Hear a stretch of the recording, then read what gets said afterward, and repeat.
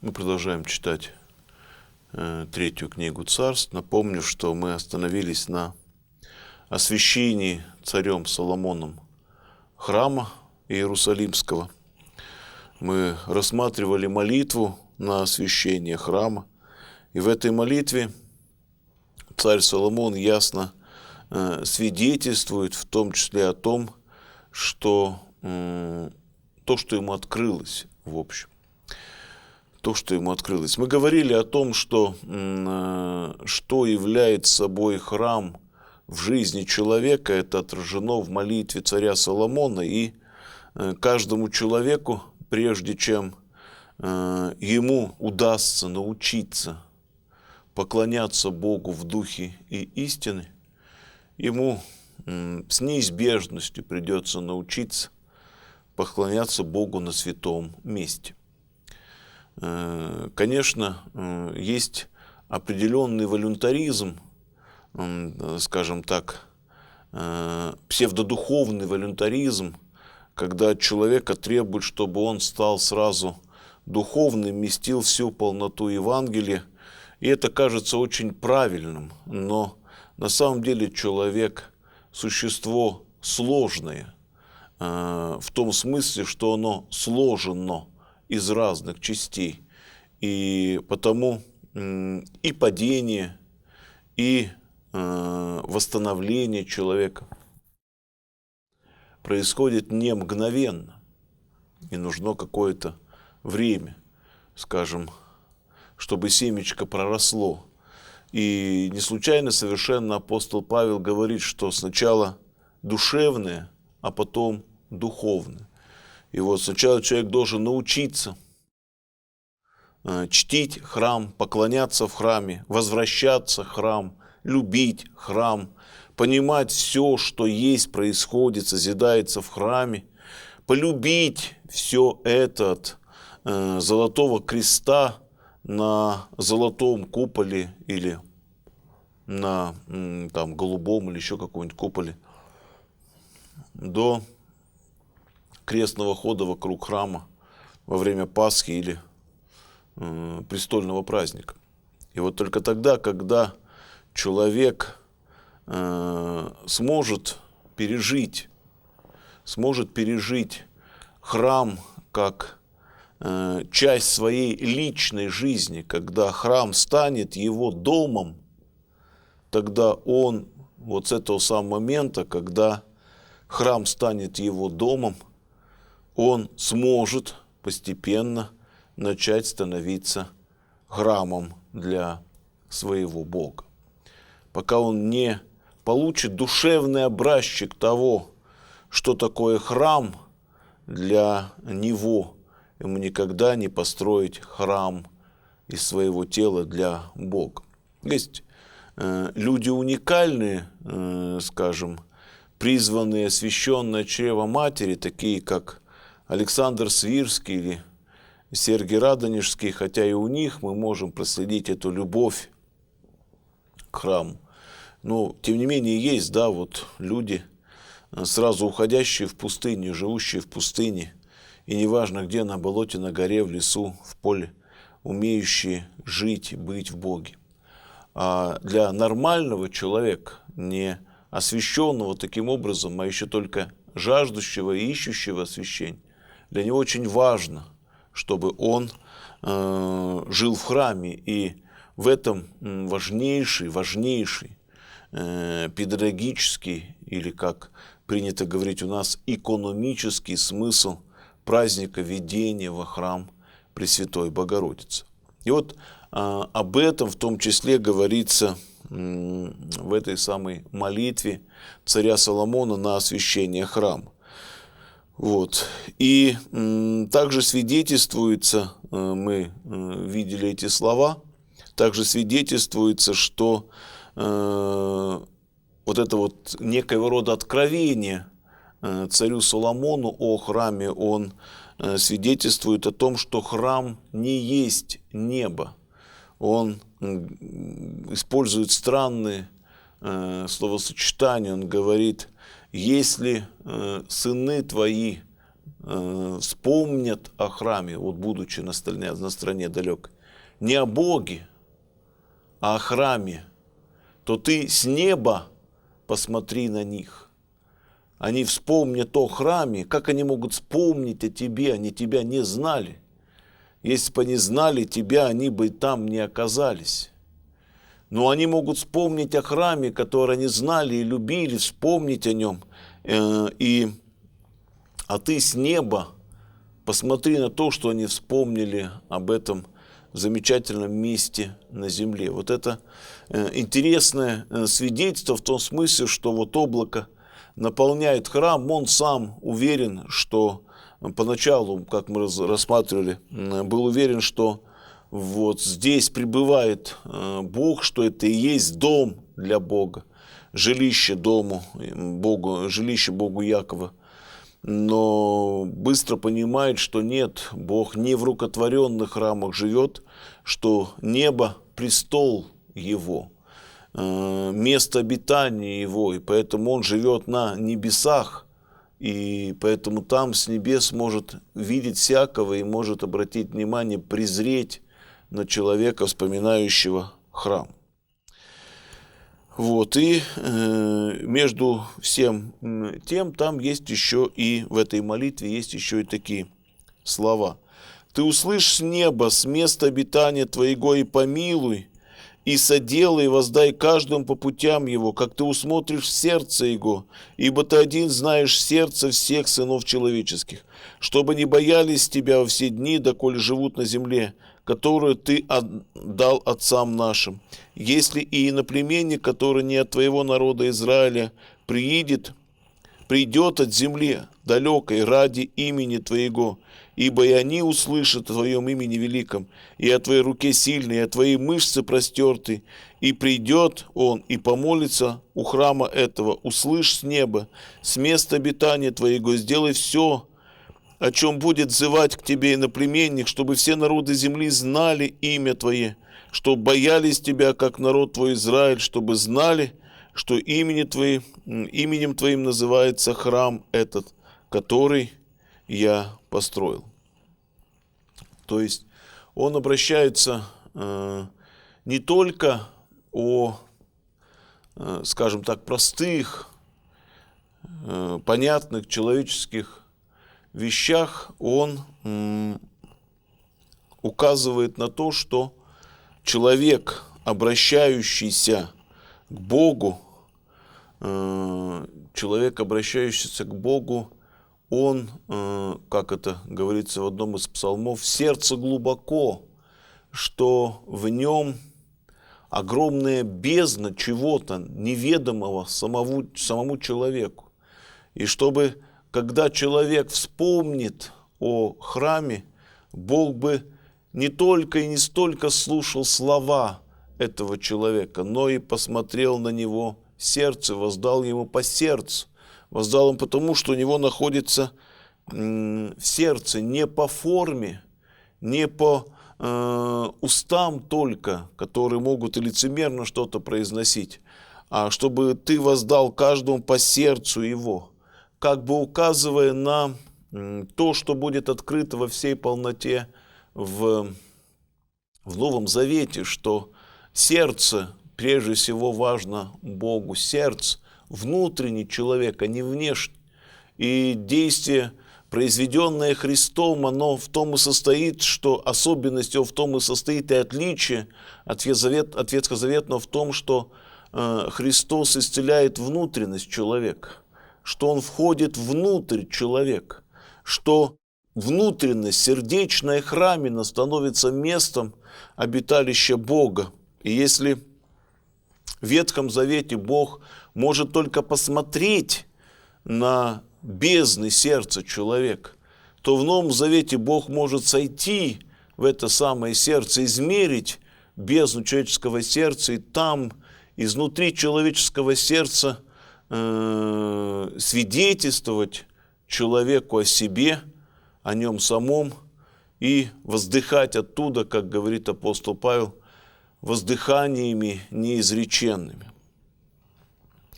И вот это вот только намечающееся откровение, о котором свидетельствует Соломон, о том, что Бог живет в нерукотворенных храмах, здесь оно только намечается, и в этом смысле Соломон своего рода пророчествует о том грядущем времени, когда сам человек станет храмом Божьим, и внутренность человека не просто будет слышать Бог, он будет там жить. Ты один знаешь сердце, и, по сути дела, сердце и есть то место, которое должно стать подлинным небом, подлинным престолом и подлинным храмом Бога. Ну, еще в этом отрывке он свидетельствует о том, что, хотя до этого, казалось бы, еще далеко, даже до эпохи пророков, далековато, он уже свидетельствует о том, что для пророков будет общим местом, о том, что однажды к храму обратятся язычники. Конечно, собственно, к этому храму они не обратятся, но они обратятся к Богу, именем которого этот храм построен. И вот это обращение к Богу Израилева и произойдет в то время, когда придет Христос. Именно тогда язычники войдут в церковь. И именно тогда они поклонятся подлинному храму, телу Бога Иисусу Христу, в участии, в строительстве которого, так или иначе, принимает участие и Соломон. Ну вот, храм построен, стоит, и наступают события не очень приятные и очень резко контрастирующие с тем, что только что являл собой Соломон, освящая храм. 11 глава. «И полюбил царь Соломон многих чужестранных женщин, кроме дочери фараоновой, моавитянок, аммонитянок, идумиянок, сидонянок, хитиянок, из тех народов, о которых Господь сказал сынам Израилевым: не ходите к ним, и они пусть не входят к вам, чтобы они не склонили сердце вашего к своим богам. К ним прилепился Соломон любовью, и было у него 700 жен и 300 наложниц, и развратили жены его сердце. А во время старости Соломона жены его склонили сердце его к иным богам, и сердце его не было вполне предано Господу Богу своему, как сердце Давида отца его. И стал Соломон служить Астарте, божеству Сидонскому, и Милхому, мерзости Аммонитской. И делал Соломон неугодно пред очами Господа, и не вполне последовал Господу, как Давид отец его. Тогда построил Соломон капище Хамусу, мерзости Моавитской, на горе, которая пред Иерусалимом, и Молоху, мерзости Аммонитской. Так сделал он для всех своих чужестранных жен, которые кадили, приносили жертвы своим богам. И разгневался Бог на Соломона за то, что он уклонил сердце свое от Господа, Бога Израилева, который 2 раза являлся ему, и заповедал ему, чтобы он не следовал иным богам, но он не исполнил того, что заповедал ему Господь. И сказал Господь Соломону: за то, что так у тебя делается, и ты не сохранил завета моего и уставов моих, которые я заповедал тебе, я исторгну от тебя царство и отдаю его рабу твоему. Но во дни твои я не сделаю этого ради Давида, отца твоего, из руки сына твоего исторгну его, и не все царство исторгну. Одно колено дам сыну твоему ради Давида, раба моего, и ради Иерусалима, который я избрал». Собственно, все дела Соломона закончились, ничего больше не описывается, никаких великих и славных дел. По сути дела, все, что он делал в течение своей жизни, это строительство дворца и строительство храма. И что получается? Жизнь Соломона окружена сытостью, довольством, успехом. Жизнь Соломона и всего народа в этот момент в мире пребывает. Врагов нет, войны нет, страха смерти нет, эпидемий нет, мир и тишина. И неожиданно мы видим, что Соломон вдруг делается безвольным. У него недостает воли, чтобы сопротивляться собственным женам и наложницам.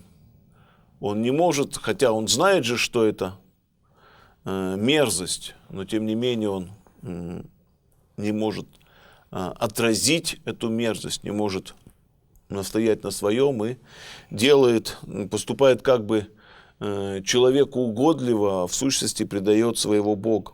Он не борется, безвольный, потому что особых волевых усилий ему не требуется, он не скитается, он не смиряется врагами своими, он не борется.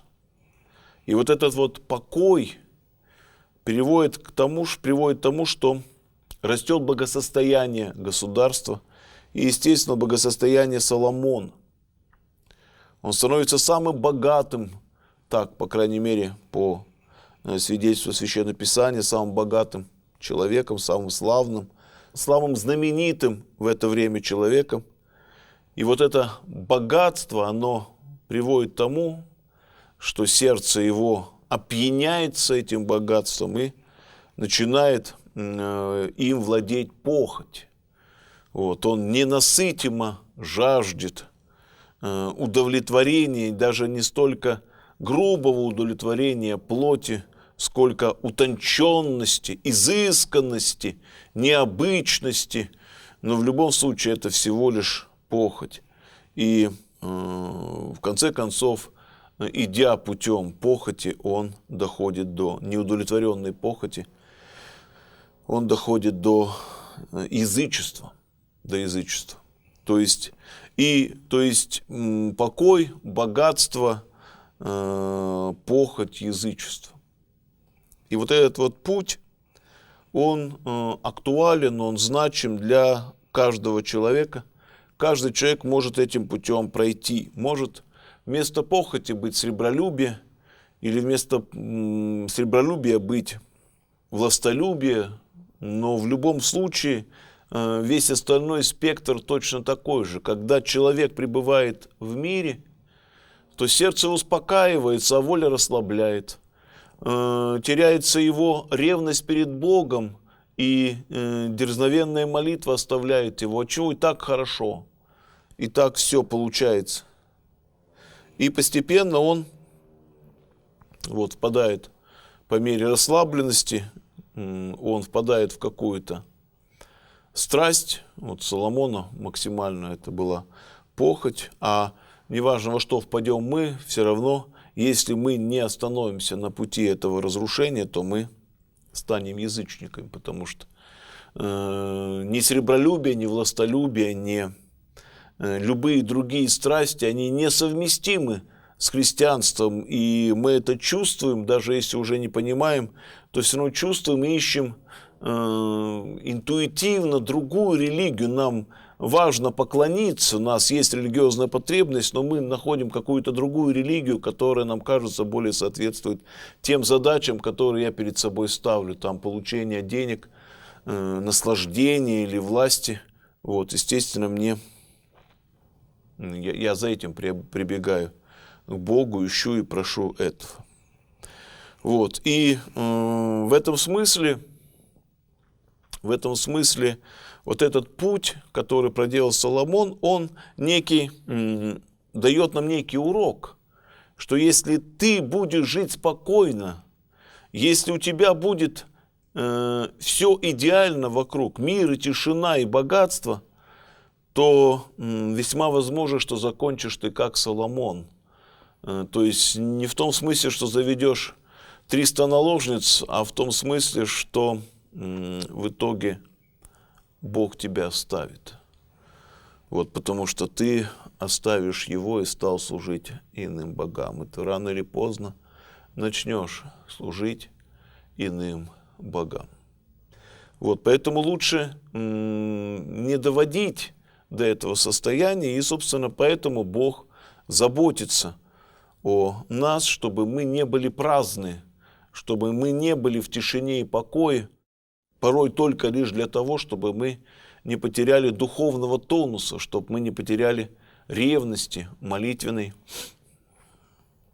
для того, чтобы вот постоянно бдить, как говорит Христос, бодрствуйте и молитесь, да не внидите в напасть. Вот это бодрствуйте и молитесь, оно и отражает вот эту реальность. Если мы будем бодрствовать и молиться, тогда всего этого не надо, и вот этой трудов напряженных, бодрствования и молитвы достаточно, чтобы сохранить верность Христу. Если же мы не храним верности Христу, если мы не бодры, если мы не молитвенны, то очень может быть, что мы постепенно станем язычниками. Но гораздо важнее спросить в данной ситуации, а где вообще мудрость Соломона?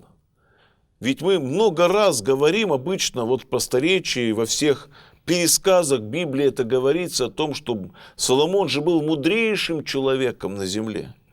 Но на самом деле, как мы в свое время говорили, когда рассматривали это явление Бога, мы говорили о том, что на самом деле он не мудрости просит, он просит разумности в управлении государством, не собственно мудрости, премудрости Божией, которой познается Бог, а он просит искусства управления, разумности в управлении своим народом. Сам он увидел, что даже такие праведные люди, как Давид, могут делать ошибки, и народ может восстать против своего государя. И вот это очень не нравилось Соломону. Он видел, как легко это делается, как на самом деле слаб царь, если подданные его не верят, они его не слушаются, они ему не подчиняются. И он просит разумности, чтобы вот этих вот эксцессов, так скажем, чтобы их можно было избежать. А подлинная премудрость, которая состоит в том, чтобы слушать Бога своего, до этого он еще не дорос. И это ясно говорится здесь же, напоминая ему о том, что дважды являлся ему Бог, дважды. А он все равно не слушал, какая же это мудрость, если он не слушает Бога. И он не слушает, и упорно продолжал делать то, что он делает. Это, в конце концов, его и погубило. Он не волю Божью делал, и не воли Божьей искал. И вот это привело, в конце концов, к падению. Поэтому отцы часто пытаясь вот этот момент показать, они не использовали слово «мудрость», понимая, что в Библии, именно в истории с Соломоном, эта мудрость имеет вот такой, ну скажем, негативные последствия. Вроде человек был мудрым, а спастись не смог. Вот. Ну, в смысле, вот таким страшным концом ознаменовалось его правление. Но использовали слово «смиренно мудрый», показывая, что подлинная мудрость, она всегда смиренна и состоит в послушании Богу. Ну и, к слову сказать, потому что практически историю Соломона мы заканчиваем, в следующий раз мы поговорим о том, что как и к чему привело это его отступление, но по каким политическим событиям, историческим событиям. Но, тем не менее, церковь свидетельствует о том, что когда-то, где-то, в самом дряхлом своем возрасте Соломон принес таки покаяние, и плодом этого покаяния является как раз книга Екклезиаст, так мыслит церковь, и поэтому сразу же, скажем, когда церковь причисляла к лику святых праведников Ветхого Завета, она, не сомневаясь, ни разу не сомневаясь, включила в этот список имен праведников Ветхого Завета и царя Соломона.